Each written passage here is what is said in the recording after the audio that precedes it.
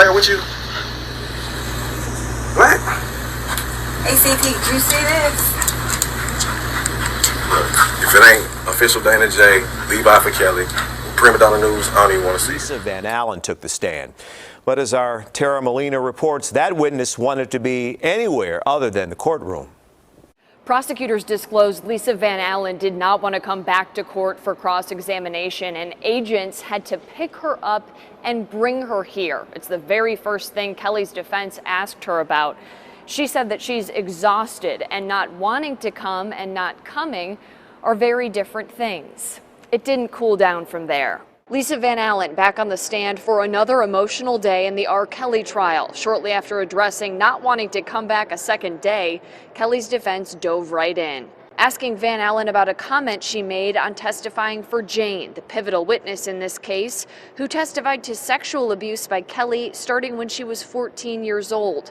Van Allen and Jane both detailing a sex tape they're in with Kelly when Van Allen was 18 and believed Jane was 16 at the time.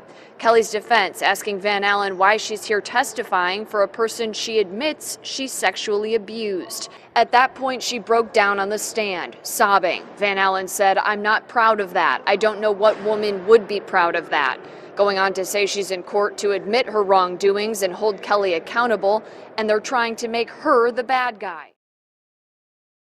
Kelly's defense continuing to pick apart her testimony and what she's said on the record and under oath in the past. Remember, Van Allen testified in Kelly's 2008 trial in Cook County.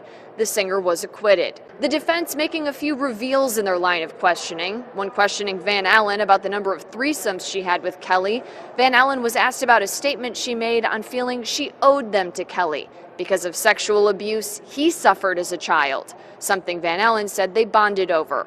Also learning and questioning, Van Allen and Keith Morrell had an intimate relationship. Van Allen sent the sex tape of herself, Jane, and Kelly to Morrell to hold on to after taking it from Kelly, and the two were ultimately polygraphed and paid by Kelly and his team to get the tape back before the 2008 trial. Something we heard about from Keith Morrell himself when he was called as a witness here later this afternoon, detailing a call he got from Kelly's former business manager saying he knew he had that tape, and then talking about the deal that he made with Kelly and his team to return it. This is another form of the terrible decision-making of her mom, and in my opinion, the unfortunate continuing allegiance to Robert.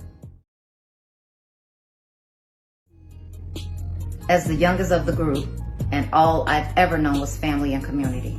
So I operated from that space from the beginning of my career by bringing them in to show them that it was not just about me, but about us getting this record deal that I was about to get. We were a gospel group just years prior, so me thinking about them for them was partly programmed in me, all I knew. Again, because Robert was given the opportunity to have his own imprint record label, I introduced my sister, my brother-in-law, and my niece to Robert at CRC Studios in '97 in hopes of landing my niece a career as an artist in this industry.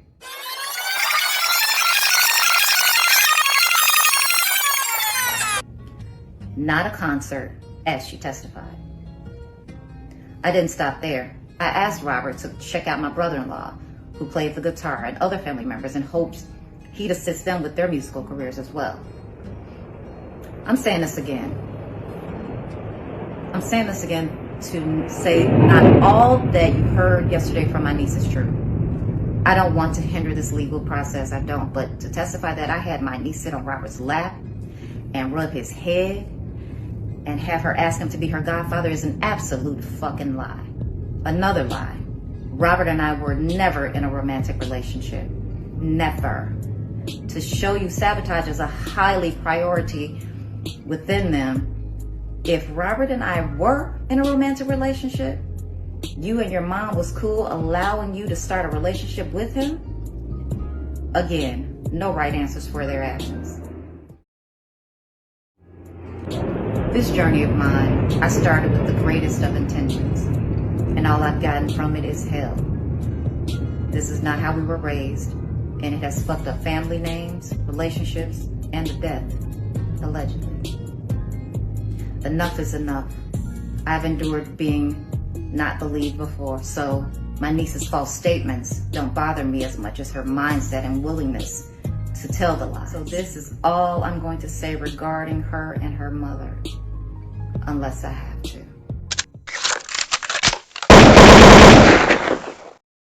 Strange how people did so much to manipulate the facts surrounding these stories and this infamous tape. And then when they get this star witness on the stand to testify, and she ends up implicating not only Sparkle, but Drea Kelly, it's rather interesting that another Jane Doe came out and talked about threesomes with these individuals, but then comes out and says they didn't recognize the Jane Doe they were supposed to be having the threesomes with. Yet, of course, the media won't run with information such as that, just like they won't run with the information that clearly had me side-eyeing Drea Kelly from the beginning. Though so many felt like she would be a person given so much credibility to all these other janky-ass people and their stories, I bet she didn't think they would come out and talk about their little threesomes. But then it's funny, when people talk about people's cases such as Tiffany Haddish, which is just a civil lawsuit, people automatically say it's a shakedown. And then when you hear all the circumstances within this case with R. Kelly, people are still gun-ho to the misrepresentation of the facts we've been led to believe. Why is it wrong to get the information to find out if any of these accusations are followed by the proper documentation that substantiates the claims that are being put on public display? Instead of people hearing information, putting their little spins on it, yet then when it comes to actually reporting crimes and doing things procedure-wise, people don't want to cooperate and or want to back out of the accusations altogether. So what does that say as a whole when all of these entertainers can get by doing certain things on public display, yet people overlook some of these behavior patterns that we see playing out?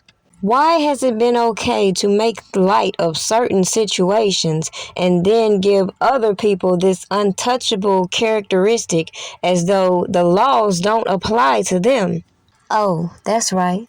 Because if you know, like I know, that if you have the right resources or you know somebody to know somebody to know somebody, the same things that may affect a common person such as myself or the average Joe who may not be able to afford the luxury of an all-star defense such as an NBA YoungBoy, or who may find themselves in a situation such as R. Kelly, whose resources have been stripped, ability to acquire the proper defense has been limited, and the right to be presumed innocent has been stripped away year by year by all of these stories by individuals like this. What does it say when individuals like this have all of these people behind them willing to give them this facade in breaking the law and hiding behind being a reporter? Meanwhile, they put on this cape as though they're out here advocating for certain movements such as Me Too, hiding behind people such as the black woman as though they really give a damn, when the sad reality is you ain't gonna convince me if all these old Disney stars and all these Hollywood socialites and celebrities have come out and blasted Hollywood and didn't get the public's attention. You're gonna sell me on the fact that everybody just all of a sudden cares about the black woman now. Make this shit make sense. As I said with the Mute R. Kelly movement, they would have been better off coming out to the public, keeping it real, saying we just don't want Robert Kelly to profit from his music than to come out with some bullshit like Mute R. Kelly, knowing that that's nearly impossible considering all the music this man has contributed, but they don't want to talk about that. Same way all these people giving Jim Derogatis the platform to keep talking about his stories don't want to address the fact that he keep ducking and dodging the testimony. It does raise questions as to what Daryl McDavid could have possibly told old Jim Derogatis in the past that makes Jimmy feel some type of way. We could only sit back and wonder if the society is going to put the same pressure, since they claim to want the truth and want justice, but don't want to address these janky ass sources under oath. Make it make sense.